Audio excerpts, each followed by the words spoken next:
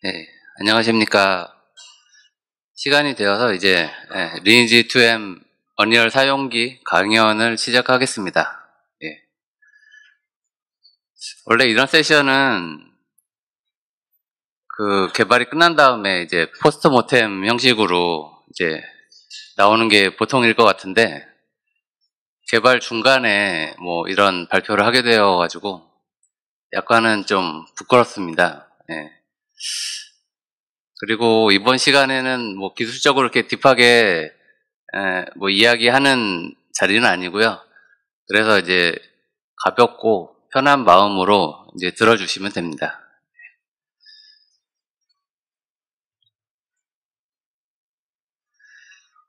간단하게 순서 소개해드리면요. 일단 저랑 프로젝트에 대해 간단한 소개하고요. 그 다음에 왜 저희가 굳이 언리얼 엔진을 선택하게 되었는가, 뭐 이런 얘기를 잠깐 말씀드리고, 그리고 언리얼 엔진을 이제 사용하면서 이제 고민하게 되는 많은 어떤 방향성적인 부분들에 대해서 저희 프로젝트는 어떻게 그것들을 선택을 하고 그런 도전 과제들을 극복해 왔는가에 대해서 이제 이야기를 쭉 전반적으로 드릴 거고요. 그 정도로 이제 마치면 될 것 같습니다. 먼저 제 소개를 드리면은 제 이름 김종희현이고요. 그리고 지금은 NC소프트 리니지 2M 클라이언트 팀장을 맡고 있습니다. 경력은 20년 차고요. 그리고 뭐 다뤄본 게임 엔진들을 밑에 좀 썼는데, 혹시 로고 아시나요? 아시는 분들 많으신가요, 혹시? 잘 모르겠는데. 그러니까 옛날에 이제 Y2K라고 불리던 시절이 있었습니다. 2000년이죠.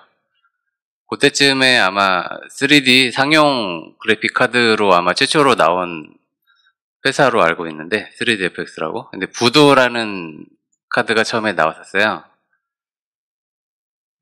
그 부두가 처음에는 엄청 히트를 쳤는데, 그 부두에서 쓰던 이제 3D API가 바로 글라이드라는 이름의 API였고요. 제가 옛날 그 한 20년 전쯤에 그 삼국지 서명2라는 이제 패키지 게임 개발하면서 뭐 그때 요 그래픽 카드가 유행을 했었기 때문에 그때 요걸 좀 다뤄봤던 느낌으로, 아마 올드 게이머들은 아실 것 같은데, 일단 뭐 D3D 뭐 자체 엔진이나 뭐 리스텍, 게임 무료, 코코스2DX, 뭐 언리얼 엔진은 다룬 지 한 2년 정도 된 것 같습니다. 먼저 우리 프로젝트가 어떤 프로젝트인지 혹시 못 보신 분들도 있을 것 같아서 영상 한번 보여드릴게요.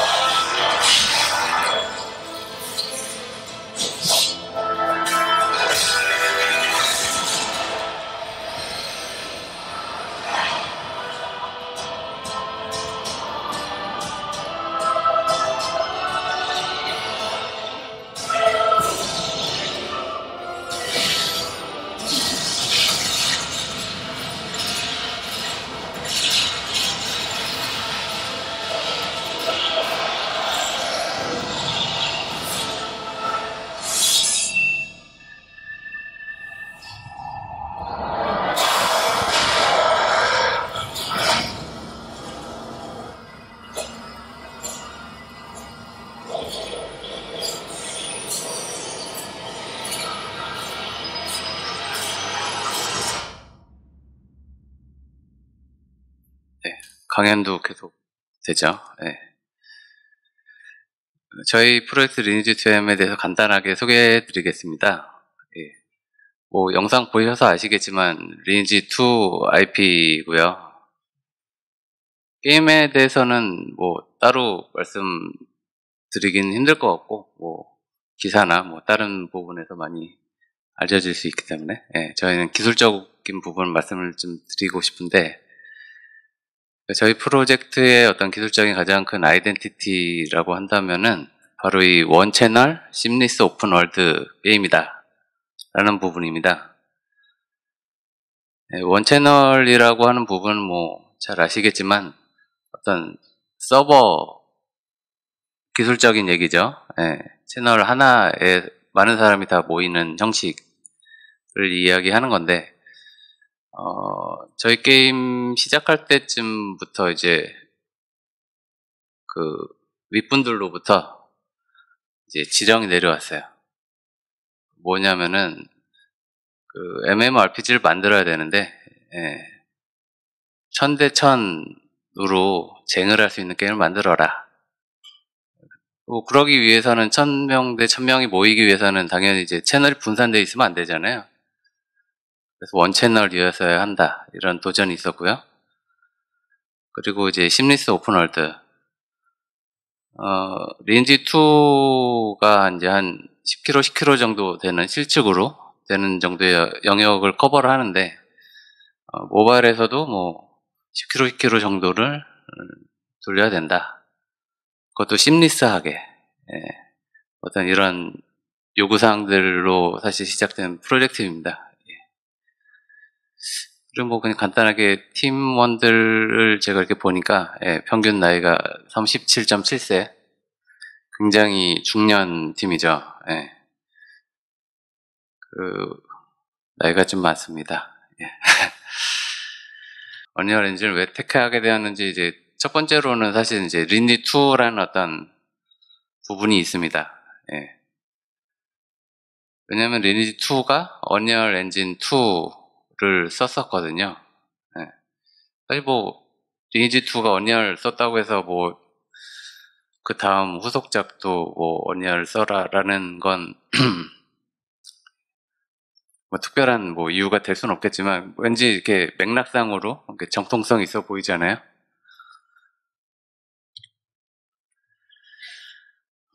그 다음에 사실 그 언리얼에서 제가 가장 좋게 봤던 면이 사실은 이 오픈소스라는 점이었어요. 그러니까 공짜죠. 뭐 유니티의 경우에는 사실은 뭐 공짜로 쓸 수는 있어도 이제 그 엔진 내부의 소스를 볼 수는 없죠. 아마 얘기 듣기로는 라이센스비로 한 10억 정도 줘야지 애니소스 받는다고 들었거든요. 근데 이제 언리얼 정도 되는 어떤 퀄리티를 가진 엔진 소스가 공짜로 공개돼 있다. 뭐 이런 점이 상당히 메리트가 있었어요. 그러니까 실제로 개발하시다 보면은 뭐 문제들이 많이 생기잖아요. 그럴 때 뭐 인터넷 찾고 뭐 UDN 찾고 이제 이러실 텐데, 뭐 그런데 지원을 한다고 해도, 그러니까 뭐 찾는다고 해도 잘 나오지 않는 경우도 많고, 뭐 서포트 팀에 막 연락해가지고 뭐 좀 버그 잡아달라고 해도 사실은 뭐 기약이 없죠, 별로. 예. 그럴 때 사실은 이제 언리얼 소스가 있으니까 직접 디버깅을 해서 뭔가를 바로바로 원인을 찾아내고 고쳐서 일단은 쓸 수 있다라는 점이 저는 이 언리얼 엔진의 좀 가장 큰 매력이 아닌가 이렇게 생각을 합니다. 그래서 사실 언리얼 엔진 소스가 워낙 방대해서 다 보기는 힘들지만 자기가 맡은 부분은 일단 들여다보는 게 제가 볼 때는 엄청나게 개발에 도움이 많이 되는 것 같습니다. 사실 기술적으로 언리얼 엔진을 선택하게 된 가장 큰 이유는 바로 이 부분 때문이죠. 그러니까 저희가 아까 얘기 드렸던 10km, 10km 정도 되는 큰 월드, 오픈월드를 구성을 해야 되는데, 언리얼 엔진 같은 경우에는 예전부터 뭐 랜드스케이프라는 툴셋도 괜찮았었고요. 그 다음에 새로 이렇게 업데이트들 되면서 월드 컴포지션이나 뭐 레벨 스트림 같은 거 잘 되고 이런 것들 기술적인 바탕이 있었기 때문에 아주 큰 심리스 오픈월드를 구성하기 좋을 것이라는 어떤 기술적인 선택이 가장 크게 영향을 미쳤습니다. 네, 그 다음에 저희가 이제 언리얼 엔진을 선택하고 나서 생겼던 많은 번뇌들, 뭐 고민들, 도전들 이런 것들에 대해서 말씀드리겠습니다. 처음에 이제 엔진을 고르고 나서 프로젝트 시작하면은 가장 먼저 이제 고민을 하는 게 이제 사람 뽑는 일이잖아요. 사람 뽑아야 되는데 저희가 한 1년 반 전 정도에 사실 프로젝트가 시작이 됐어요. 그랬는데 언리얼 쓰기로 했고 이제 언리얼 엔진 개발자들 찾았는데 한 그때만 해도 개발자 언리얼 엔진을 제대로 써보신 분들이 많이 없었어요. 특히 이제 모바일 쪽으로요. 그래서 이제 고민을 많이 했었는데 그 당시에는 또 다들 좋으신 분들은 유니티를 많이 쓰시더라고요. 그리고 이제 저희 팀 같은 경우 운이 좋게도 그런 좋은 분들을 이렇게 영입할 기회들이 생겨서 그 유니티 개발자 분들을 모시게 되었습니다. 근데 그분들은 전혀 언리얼을 써보신 적이 과거에 없어요. 근데 막상 오셔가지고 개발을 실제로 하셨는데 거의 뭐 한 달도 걸리지 않을 정도로 적응을 금방 하시더라고요. 그래서 이제 저기 있는 말처럼 훌륭한 개발자는 연장을 가리지 않는다. 이 말이 사실인 것 같습니다. 예. 근데 먼저 하여튼 사람 뽑을 때 운이 제일 중요한 것 같아요. 그러니까 저희도 처음에 그런 좋은 분들 모시게 된 걸 행운으로 생각을 하고요. 운이 좋아야 된다.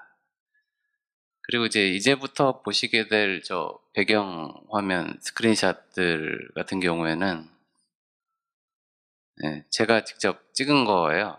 그러니까 뭐 에디터에서 이제 띄워서 찍긴 했는데 뭐 여기 오른쪽 아래 보시면은 뭐 ES 3.1이라고 이렇게 찍혀 있는 거 보실 수 있는데 실제로 이제 모바일에 돌아가는 것과 동일한 프리뷰를 보신다고 하시면 되거든요. 네, 그래서 스크린샷을 되게 열심히 찍으려고 했고 그게 과거에 비해서는 사실 과거 프로젝트를 진행을 하면서도 저 같은 경우에 이제 스크린샷들을 꽤 많이 찍었었거든요. 근데 과거에는 뭔가 이렇게 스크린샷 찍기가 되게 힘들었어요. 뭔가 화면 구도 잡고 막 색깔이나 빛이나 여러 가지 이제 뭐 맞추려면은 그러니까 스크린샷 한 장 뽑으려면 너무 힘들었었는데 이번 프로젝트 와서는 신기하게 뭐 특별하게 세팅을 막 열심히 하지 않아도 대충 스샷이 아주 마음에 들게 잘 나와가지고 상당히 기분이 좋습니다.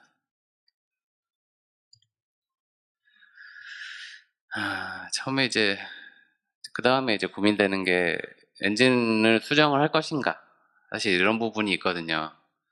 그러니까 아까 전에 말씀드린 것처럼 오픈소스이기 때문에 엔진을 볼 수 있다는 가장 큰 장점이 있고 그래서 이제 문제가 생겼을 때 수정을 할 수 있다라는 부분이 있을 텐데 그 수정을 할 수 있는 거랑 실제로 엔진을 수정해서 개발을 하겠다라는 건 좀 다른 이야기거든요. 왜냐면은 엔진은 계속 아주 좋은 기능들이 업데이트가 자주 되죠.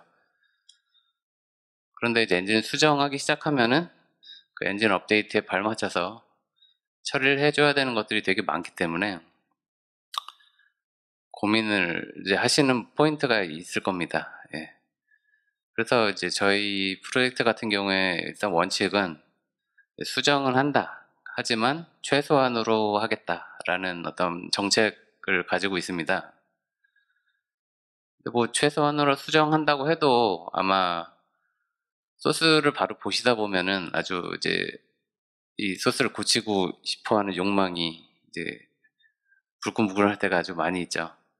특히 이제 뭐 엔진 API 쓰시다가 뭐 어떤 함수나 변수 같은 경우에 뭐 프라이빗으로 왜 그런지 모르겠지만 프라이빗으로 막혀 있어서 그거 하나만 뚫으면 굉장히 편하게 엔진 쓸 수 있을 것 같은데 못 쓰는 경우라든지 되게 많죠. 뭐 이런 걸 이렇게 하다 보면은 사실 엔진 소스를 한번 손을 대기 시작하면은 아마 어마어마하게 금방 수정된 소스들을 이렇게 넘쳐나게 쉬워요. 그런데 일단 이런 욕망들을 잘 제어를 하는 게 사실은 어니언 엔진을 제대로 쓰는 법 중에 하나라고 또 생각을 합니다. 네, 엔진을 수정을 일단 했으니까 사실 이제 뭐 이제 빌드를 하고 그것들을 이제 배포를 해야 되는데요. 뭐 잘 아시겠지만 뭐 그런 방법들은 크게 봐서는 소스 빌드랑 이제 인스톨드 빌드 방식이 있습니다. 네, 소스 빌드라는 것은 그냥 뭐 GitHub에서 받은 그 엔진 소스를 바로 이제 빌드 시스템에 적용해서 뭐 수정사항이 있으면 바로 빌드가 되고 그게 바로 배포가 되는 형식이죠. 그리고 인솔드 빌드는 그 소스 빌드를 인솔드 버전으로 이제 따로 뽑아서 배포를 하는 방식이 되겠고요. 저희 같은 경우에는 인솔드 빌드 방식을 택했습니다. 예, 왜냐하면은 실제 개발 뭐 MMO라는 걸 개발하다 보면 개발 인원들이 이제 많이 늘어날 수밖에 없잖아요. 그러다 보니까 많은 인원들이 이제 안정적으로 개발하기 위해서는 좀 안정적인 빌드가 필요했고, 그러다 보니까 이제 뭔가 바로바로 반영되는 어떤 속도성보다는 안정성을 택하게 되었습니다. 그 다음에 이제 꼭 말씀드리고 싶은 게, 뭐, 인그레드 빌드, 뭐, 어니언에서는 XG라고 부르는데, 요거 다들 사서 쓰고 계신 거죠? 예. 요거를 사실 제가 볼 때는 어니언 있으면 꼭 사셔야 됩니다. 예. 제가 뭐 이 회사 직원 아닌데 이거를 안 쓰면은 사실 개발 속도가 굉장히 느려져요. 뭐 어떤 소스 빌드 하는 것도 빌드지만 특히 이제 쉐이더 컴파일하는 시간 같은 경우에 제 체감적으로는 한 100배 정도 빠르거든요. 이걸 쓰면은 제가 볼 때는 거의 무조건 어니언 엔진 쓰면 사야 될 것 같은 툴이고요. 그 다음에 쉐어드 DDC 같은 경우에 저희 회사에 이제 어니언 엔진을 쓰는 팀들이 많아서 이제 공유하는 자리가 있는데 뭐 이렇게 팀마다 이제 어니언 어떻게 쓰냐 뭐 이런 거 물어보다 보면서 좀 느끼게 된 것 중에 하나가 이 공유 DDC를 안 쓰는 팀들이 의외로 있더라고요. 사실 어떻게 보면 무조건 써야 될 것 같은데 안 쓰시는 분들도 있으니까 이것 좀 꼭 쓰면 좋을 것 같다 이런 생각이고요. 그리고 뭐 개발들을 이제 한 팀들 어느 정도 규모인 팀들은 당연하게 이제 CI 툴들을 돌리실 텐데요. 예, 뭐 빌드하고 이제 이런 것들 사람 손으로 일일이 다 해서는 이제 뭐 시간도 많이 걸리고 손도 많이 가고 이제 뭐 문제도 많이 생기죠. 그런 걸 이제 자동화하기 위해서 꼭 이런 CI 툴들을 잘 쓰시는 게 프로젝트 전체적으로 굉장히 도움이 될 텐데요. 아마 많으신 분들이 아마 이제 무료인 젠킨스를 많이 쓰실 텐데, 뭐 저희 경험상으로는 웬만하면은 이제 이런 CI 툴도 돈 주고 사서 쓰는 게 정신 건강에 굉장히 좋습니다. 네, 저희는 밑에 보시는 뭐 팀시티 같은 거 쓰고 있는데요. 일단 돈을 쓰면은 개발이 참 편해집니다. 네, 그 다음에 이제 아까 전에 잠깐 언급된 적이 있는 버전 업데이트에 대한 내용인데요. 뭐 아까도 그 팀신이 대표가 이제 업데이트 뭐 4.2에서 이제 올라간 것들 막 이렇게 쭉 설명을 이제 하잖아요.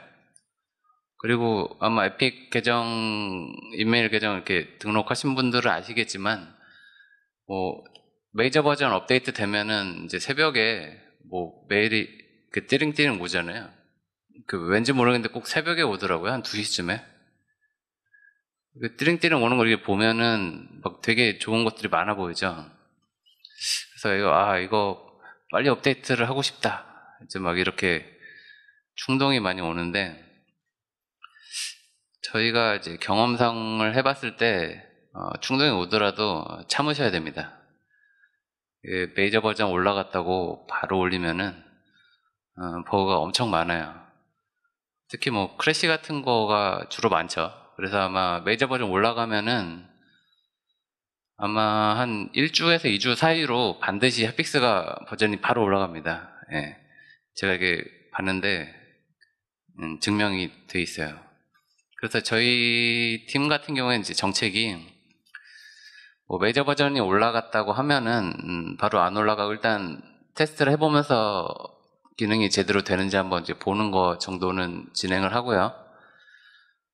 그래서 원래는 이제 뭐 4.22다 그러면은 4.2.0은 이제 사실 거들떠도 안 보고 4.2.1부터 이제 검토하기 시작해서 4.2.3 정도 나오면 사실 이제 우리 프로젝트 엔진 버전에 적용을 해서 머징을 해서 이제 올리는 작업을 합니다.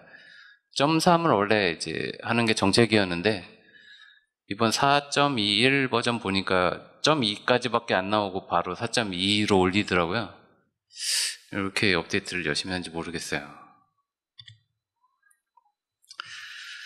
그래서 언리얼 엔진 업데이트 히스토리, 그러니까 모바일 쪽으로 좀 정리를 해봤는데요. 그러니까 저희가 4.17로 시작을 했고요. 4.18 보면은 뭐 안드로이드 그레이드 빌드 되는 거 정도 관심이 가고요. 4.19 오면서 이제 뭐 랜드스케이프 LOD가 좀 개선되고 CSM 페이딩 처리가 좀 된다 뭐 이런 개선 사항들이 있었어요. 근데 뭐 보시면 아시겠지만 420하고 421에서 아주 어마어마한 업데이트가 됐어요. 특히 모바일 쪽 관련해서요. 이게 뭐 포트나이트가 터져서 그렇죠. 예. 어마어마하게 많은 좋은 것들이 420, 421에 들어갔습니다. 422는 제가 이렇게 살짝 보니까 좀 관심이 가는 것들이 있긴 한데 뭐 모바일에 딱히 적용해서 뭔가 좀 도움이 될 만한 것들은 많이 안 보이더라고요. 420, 421 거의 제가 볼 땐 에픽이 이 시기에 거의 미친 듯이 미친 것 같아요. 엄청나게 업데이트를 해줬어요. 그래서 상당히 사실 고마운데 즐겁기도 한데 업데이트 기능 뭐 모바일 옵티마이즈 같은 거 많이 됐잖아요. 그래서 뭐 엔진만 업데이트 돼도 실제로 성능이 올라가거든요. 되게 즐거운데 실제로 엔진 업데이트를 해보시면 아시겠지만 그것과 수반된 많은 작업들이 사실 딸려있기 때문에 이 또 새로 버전 나오면 이제 올려야 될 생각하면은 또 약간 괴롭기도 합니다. 이제 PBR 얘기를 좀 해봐야 되는데요. PBR이 무엇인가? 뭐 이런 거 얘기하면은 뭐 1시간 금방 가잖아요. 저희는 그런 얘기 안 하고요. 일단 PBR을 저희 팀 같은 경우에 이제 마케팀, 뭐 기획팀, 저희 팀 다 해가지고 일단 모바일에서 PBR을 제대로 보이는 프로젝트를 만들자라는 목표를 이제 처음부터 가지고 있었어요. 이제 구체적으로 봐서는 그 쉐이더 모델 5에서 보여주는 수준만큼 최대한 모바일에서도 보여주자. 이게 목표였습니다. 그래서 이게 처음 시작했을 때 엔진 417 버전인데 왼쪽이 쉐이더 모델 5, 그 다음에 오른쪽이 ES 3.1. 그냥 순정 엔진이에요. 저희가 손 안 대고 리소스도 똑같고 그 환경 세팅도 거의 똑같은 상황입니다. 예. 근데 아마 이게 프로젝트라서 비교가 좀 잘 안 되시는 분도 있을 텐데 프로그래머 분들은 이거 보면은 이게 뭔 차이냐 이러시더라고요. 근데 아티스트 분들이 보면은 와 엄청 차이 난다고 이거 가지고 어떻게 PBR 제대로 쓰냐고 얘기하시더라고요. 이 오른쪽에 있는 거 보고서. 실제로 좀 자세히 보시면은 아마 빛 처리하는 부분들, 빛 계산하는 부분들에 대해서 이제 그 예전 버전 엔진 모바일 쉐이더에서는 좀 저렴하게 썼기 때문에 뭐 이렇게 빛이 뿌옇게 번진다든가 뭐 어두운 부분에서 재질감이 잘 안 산다든가 또 어떤 이런 느낌들이 있거든요. 그런 부분들을 이제 개선을 해서 그러니까 오른쪽에 있는 걸 왼쪽 형태로 개선을 시켜보자 라고 처음에 시작을 했었습니다. 그래서 이제 처음 결정하게 되어야 되는 어떤 중요한 포인트가 그 오픈GL ES 버전인데요. ES 2.0과 3.1 엄연하게 이제 많은 것들이 차이가 있죠. 근데 이제 저희가 봤을 때는 이 모바일 쉐이더가 기본적으로 그때 4.17 정도에는 오픈GL ES 2.0 스펙에 맞춰가지고 이제 개발이 되어 있는 쉐이더였어요. 그랬는데 그 상태로는 도저히 아까 전에 보신 쉐이더 모델 5에서 보여주는 퀄리티를 낼 수가 없었기 때문에 느낌이 왔죠. 그냥 이건 버려야겠다. 근데 이걸 맘대로 개발자가 버릴 수는 없잖아요. 사업부나 임원진들이나 사실 설득할 사람이 굉장히 많은데 저희는 아주 운이 좋게도 그런 분들하고 이야기가 아주 잘 됐어요. 처음부터. 아주 처음부터요. 초반기부터. 뭐 상무님이 이제 뭐 작년인가 재작년인가 이렇게 미디어 행사 나오셔가지고 기자들한테 그런 말씀을 하셨죠. 그 예전에 리니지 2가 출시되었을 때 사실 사양이 굉장히 높았잖아요. 그래서 출시되고 난 다음에 많은 그 유저분들이 실제로 컴퓨터 사양을 올려버렸죠. 그래픽카드 새로 사고 뭐 그런 것처럼 저희 프로젝트가 나오면은 모바일 폰들을 다 바꿀 만큼 매력적으로 게임을 만들겠다라고 했어요. 그래서 일단 그렇게 호쾌하게 고사양을 지원하는 방향, 지향이죠. 지향하는 방향으로 이제 개발이 시작이 되었고 어떤 이런 시작 포인트가 되게 중요하다고 생각을 합니다. 그리고 우리나라 현 세대에서는 사실은 뭐 여러 가지 하드웨어 스펙으로 봤을 때 오픈GL ES 2.0의 어떤 이 쉐어는 굉장히 작다고 생각이 되거든요. 그래서 뭐 우리나라에서는 사실은 뭐 과감하게 버리셔도 되지 않을까 그렇게 생각합니다. 그래서 저희가 이제 PBR 어떻게 쓰고 있는가, 쓸 것인가 뭐 이런 가이드를 처음에 좀 잡은 게 일단 아까 말씀드린 것처럼 모바일 쉐이더를 ES 3.1 최대한 활용하는 수준으로 이제 그런 연산들을 빅계산한 연산들을 좋은 걸로 대체를 했고요. 그 다음에 PBR을 또 하다 보면은 당연하게도 이제 아티스트 분들이 서브스탄스 페인터 같은 툴들을 많이 활용을 하시는데요. 네, 주로 서브스탄스 페인트에서 쓰시는데 거기서 보이는 어떤 프리뷰 환경이 게임에서 보는 거랑 이제 똑같게 만들어야 되기 때문에 그쪽 쉐이더를 이제 저희 거랑 똑같이 세팅을 이제 하는 걸 먼저 작업을 했습니다. 그리고 이제 PBR이라는 게 뭐냐는 사람마다 다르겠지만 이제 제가 생각했을 때는 PBR을 좀 제대로 하기 위해서는 뭔가 인위적인 아름다움을 추구하는 게 아니라고 생각을 하거든요. 그러다 보니까 뭔가 이 머터리얼들을 분화해서 여러 가지 다양하게 만드는 것보다는 기본적인 공통적인 걸 최대한 단순하게 최소화해서 만드는 게 가장 중요하다고 생각을 했고요. 그 다음에 뭐 당연하게도 메가스캔 같은 시사 아트에셋도 많이 사자 이렇게 얘기가 됐고 결론적으로 이제 아시겠지만 뭐 엔진 프로그래머들은 거들 뿐 아트팀이 잘 이해하고 잘 하시는 게 제일 중요한 것 같습니다. PBR 잘 하면 할수록 제 생각으로는 쉐이더 프로그래머들이 하는 일이 점점 줄어야 될 것 같아요. 그래서 이제 이게 뭐 일종의 결과물인데요. 뭐 왼쪽이 아까 처음 시작했던 4.17에서의 모바일 버전 ES 2.0 수준이죠. 오른쪽이 저희 거. 좀 많이 개선이 된 것처럼 보이나요? 이거 보시고 뭐 해상도가 올라간 거 아니냐 그런데 해상도 안 올렸어요. 똑같은 세팅입니다. 그래서 이렇게 나와서 이제 뭐 아티스트 뭐 AD님이나 뭐 아티스트 분들이 보시고 이 정도면 할만하다. 그래서 본격적으로 시작을 했어요. 그래서 모바일 렌더링 관련돼서 이제 개발된 것들 좀 약간만 말씀드리면은 처음에는 이제 그 프리뷰 렌더링 레벨, 뭐 피처 레벨이라고 부르는 뭐 그런 거가 저장이 안 됐었거든요. 그래서 에디터를 키면은 무조건 그 SM5로 시작이 되는 거예요, 옛날에.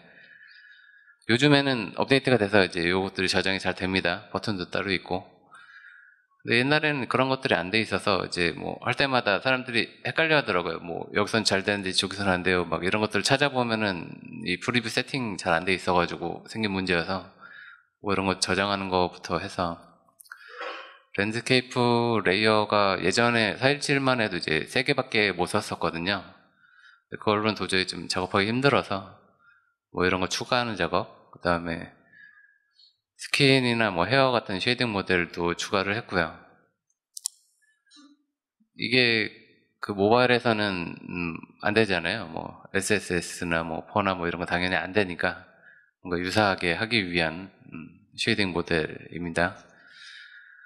그 다음에 모바일에서도 당연히 또 성능상 구현이 안 되어 있었던 SSAO도 처음에 에디님이 오시더니 뭐 이거 할 수 없겠냐고 그러시더라고요.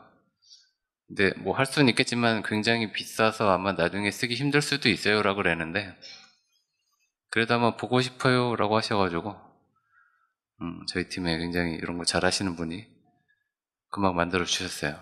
근데 역시나 무겁더라고요. 그래서 뭐 아마 나중에 옵션으로 들어갈 것 같은데 그 다음에 저희가 좀 모바일 때문에 이렇게 된 거긴 하지만 특이할 점이 라이트 맵을 안 쓴다는 점입니다. 뭐 언리얼 쓰시는 분들은 아마 아시겠지만 대부분 맵이나 라이트의 어떤 기본적인 세팅이 라이트 맵을 쓰는 환경이 디폴트죠. 그걸 끄는 거는 이제 옵션을 따로 꺼줘야 되는데 라이트 맵을 안 쓰고 어떻게 게임을 만드냐라고 하시는 아티스트 분들도 있을 수 있을 거예요. 근데 저희는 일단 오픈 필드니까 주로 오픈 필드예요. 그래서 오픈 필드에서는 사실 뭐 라이트 맵 쓸 일이 많지도 않고 그 다음에 뭐 맵 빌드하는 시간이나 쉐이더 용량이나 이런 것들이 사실은 어마어마하게 크거든요. 효과에 비해서. 그래서 일단 안 쓰게 됐고요. 던전에서는 그럼 어떻게 할 거냐라고 하실 텐데 던전에서는 처음엔 라이트 맵을 원래 쓰려고 했다가 이것들을 이렇게 하는 개발하는 과정들이 너무너무 괴로워서 라이트 맵 없이 던전에서 어떤 비슷한 효과를 낼 수 있게 뭐 어느 정도는 구현을 했어요. 뭐 아마 많은 아티스트 분들이나 엔진 프로그래머들이 노력이 있었겠죠. 그래서 랜드스케이프 쪽 얘기를 좀 드릴게요. 오픈필드니까 랜드스케이프가 잘 나와야 되잖아요. 지금 보시는 이 화면처럼 되게 넓은 시야를 가져야 된다 어떤 이런 목표가 있었던 거기 때문에 지금 아마 요 스샷 같은 경우에 시야 거리가 아마 한 1.5km에서 2km 정도 될 거예요.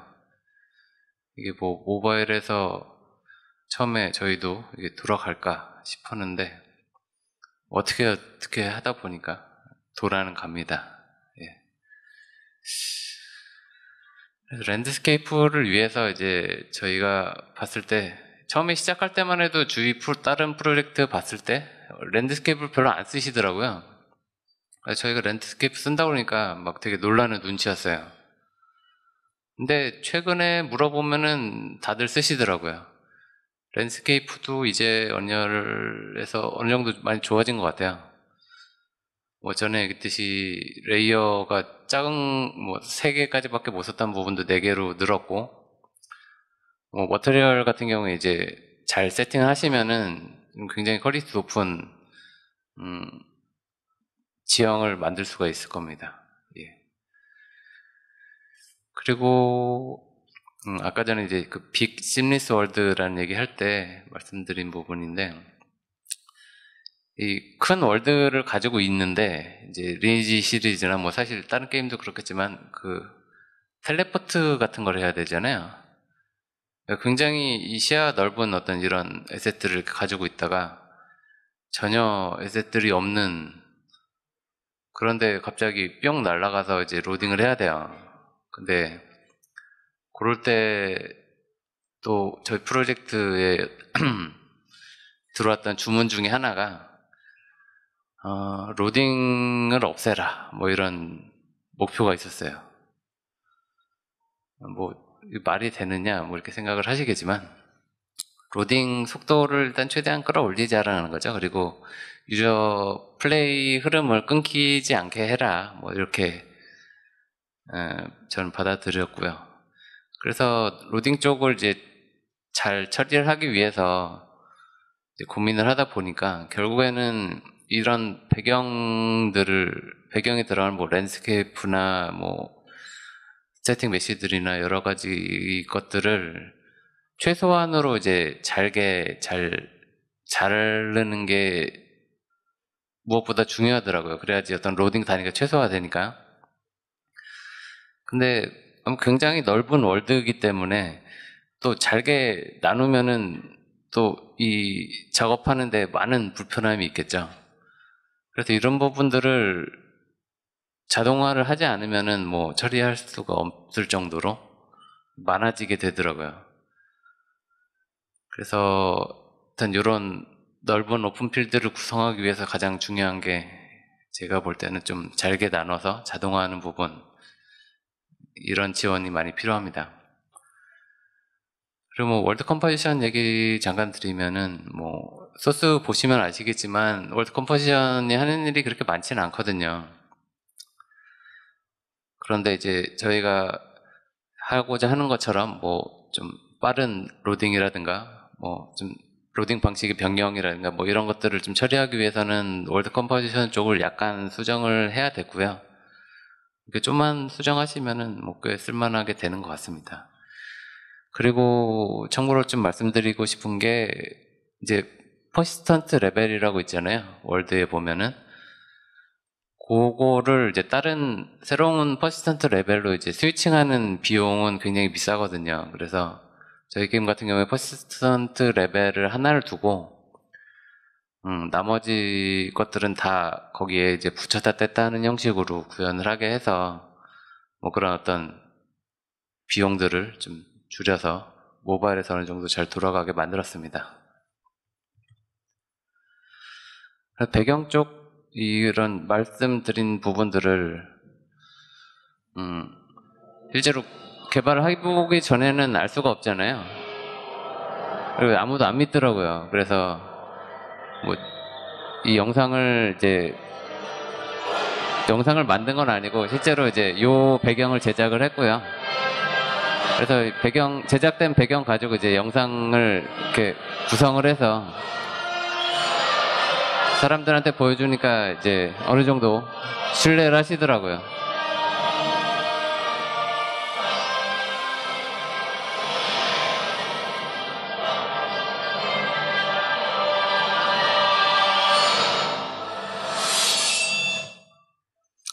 예. 보여줘야 믿더라고요. 안 보여주면 잘 안 믿어요. 그 다음에 이제 블루프린트 쪽 얘기 잠깐 하겠습니다. 그러니까 아마 언리얼 프로젝트 시작하시면은 뭐 누구나 이제 블루프린트를 이제 얼마나 어떻게 쓸 건가 이제 고민을 하실 텐데 이거는 뭐 제 나름대로 이렇게 정리를 해본 거예요. 예, 개인적인 어떤 의견이 반영되어 있습니다. 일단 블루프린트 좋은 점은 이제 누구나 쉽게 빨리 개발할 수 있다. 그런 장점이 있을 것 같고요. 그래서 기획자들이 좋아할 것 같고 블루프린트가 싫다고 하시는 분들은 일단 협업하는 게 힘들다. 그래서 이제 프로그래머들은 싫어할 것 같다. 뭐 아니신 분들도 있을 것 같긴 하지만 제가 봤을 때는 약간 이런 장점, 단점이 있고요. 그래서 저희 프로젝트에서는 일단 정책적으로는 블루프린트를 최소한으로만 쓴다. 입니다. 예. 사실은 뭐 쓰고 싶지 않아요, 원래. 근데 뭐 NMBP나 뭐 위즈BP나 뭐 사실 써야만 하는 BP들이 있잖아요. 그래서 뭐 어쩔 수 없이 쓰기는 해야 되고, 근데 쓸 때 생각하는 게 웬만하면은 복잡한 로직은 절대로 여기에 넣지 말자 하는 정책이 있어요. 그래서 블루프린트를 이제 대충 까서 보시면은 아마 거의 데이터 세팅하고 뭐 이벤트 연결해주고 한 요 정도 수준밖에 없지 로직이 들어가는 경우는 없습니다. 뭐 사실은 이런 거 말고도 뭐 툴 기능 같은 거 간단하게 이제 붙이는 거나 뭐 프로토타이핑으로 이제 기능 빠르게 한번 보고 싶을 때는 사실 이제 쓰기는 하는데 그 외에는 대부분 최소한으로만 쓴다. 저희는 이렇게 했지만 뭐 팀마다 상황은 다르니까 뭐 이런 부분들은 팀마다 상황에 맞게 잘 판단을 하시면 되겠죠. 그 다음에 뭐 가장 뭔가 프로그래밍적인 이야기네요. C++ 표준 같은 경우에 언리얼이 공식적으로 지원하는 게 C++ 14죠. 근데 저희 같은 경우에 이제 14 기능 조금 써봤는데 써보시는 분들이 있어서 이제 써봤는데 이런 최신 스펙들이 언리얼하고 약간 궁합이 잘 안 좋은 것 같더라고요. 그러니까 어떤 부분이 주로 그랬냐면은 그 비주얼 스튜디오에서는 잘 돼요.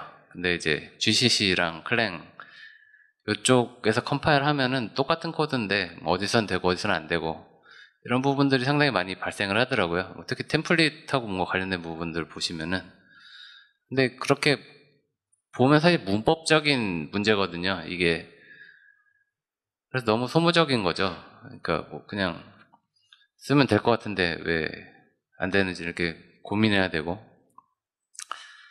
그래서 저희는 좀 웬만하면 이제 C++ 스탠다드도 뭐 최신 거는 좀 되도록 자제하자 이렇게 좀 가이드를 하고 있고요. 그 다음에 STL 같은 경우에 그 언리얼 엔진 소스를 제가 한번 이제 검색을 다 해봤어요. 그 STL 얼마나 쓰는지 한번 봤더니 놀랍게도 거의 안 써요. 그 뭐 자체적인 뭐 팀앱이나 티어레이 뭐 이런 거 이제 많이 쓰겠죠. 근데 대부분 그러니까 코드가 있기는 한데 쓰는 코드는 거의 다 익스페리멘탈 코드에만 있고 실제 익스페리멘탈에서 이제 정식 적용을 하게 될 때 제가 볼 때는 STL을 제거를 하는 것 같아요.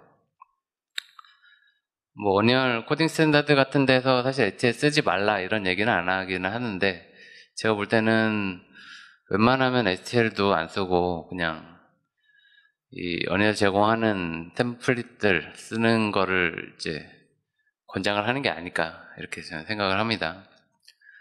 그리고 뭐 추가적으로 말씀드리고 싶은 게 이제 STL을 혹시 쓰게 되신다면은 얼로케이터를 제대로 언리얼 쪽 메모리 관리자 쪽으로 연결을 해주셔야지 iOS에서 문제가 잘 안 생깁니다. 최근에 발견돼서 그 다음에 이제 모바일 쪽 퍼포먼스 얘기를 안 할 수가 없는데요.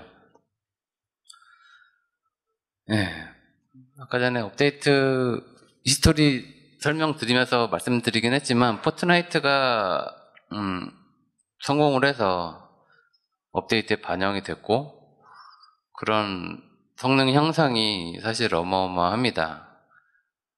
그래서 포트나이트가 우리를 구해줬다 라고 생각을 하고요. 굉장히 저희는 운이 좋은 것 같아요. 요런 업데이트까지는 일단 받고 출시할 수가 있을 것 같아서요. 그 다음에 엔진도 성능 향상이 많이 됐지만 보면은 하드웨어가 사실은 장족의 발전이 그 GPU 단에서 있었던 것 같아요. 모바일 GPU 단에서. 그래서 실제로 소프트웨어는 느려지기 쉽죠. 사실은 뭐 엔진도 버전 업돼서 이제 성능이 향상됐다고는 하지만 어떻게 쓰느냐에 따라서 느려지기 쉬운데 하드웨어는 좀 개인적인 느낌으로 무조건 빨라지는 느낌이에요. 그래서 하드웨어는 뭔가 항상 옳은 게 아닌가. 프로그래머로서 이런 얘기하기 좀 그러긴 한데 그래도 뭔가 이런 추세로 가는 것 같습니다. 그 다음에 뭐 하드웨어 얘기가 나왔으니까 뭐 잠깐 말씀드리면은 일단 아직까지도 안드로이드 폰들하고 이제 아이폰하고 이제 비교를 할 수밖에 없는 시절인데요. 아이폰이 좋죠. 더 좋습니다. 뭐 개인적인 이야기가 아니라 실제로 삼성분들한테도 얼핏 들었어요. 좋대요. 그리고 구글 쪽 분들을 만나가지고 이렇게 미팅하는 자리에서도 구글에서도 아이폰 좋대요. 하지만 그분들 둘 다 그 목표들이 있으시더라고요. 저거를 따라잡을 거야.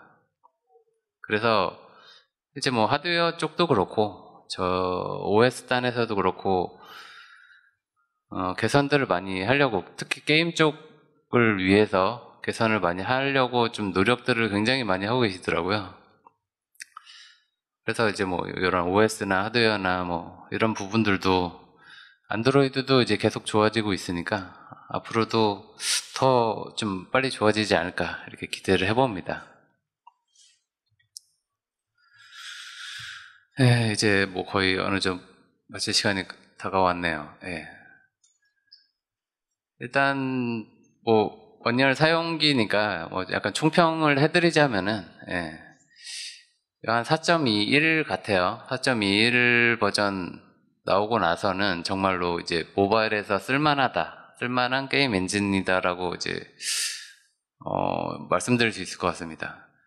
사실 예전에는 뭐 유니티가 훨씬 가볍고 뭐 빠르고 이제 약간 이런 느낌이었다면은 언리얼도 이제 상당히 고퀄리티로 꽤 빠르게 모바일에서 동작하는 물건을 만들 수 있을 것 같다. 이렇게 에픽 분들 이제 살짝 칭찬해드리고 마무리하겠습니다. 감사합니다.